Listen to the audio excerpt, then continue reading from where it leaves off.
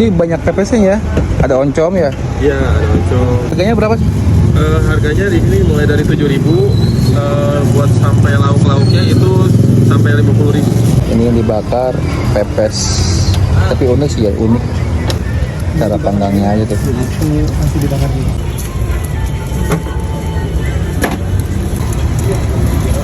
Emang dari dulu jualannya kapan? Iya, dari dulu. Ini turun-temurun. 3 generasi. Saya keempat. Oh, keempat. Dari tahun berapa jualan tuh? Dari tahun 1948. Ini pepes usus. Ya, bro. Ya nih. Pas dibuka emang mirip ketimus coy. Pas digigit itu benar-benar berasa banget pisang. Tapi ini enak loh, beneran.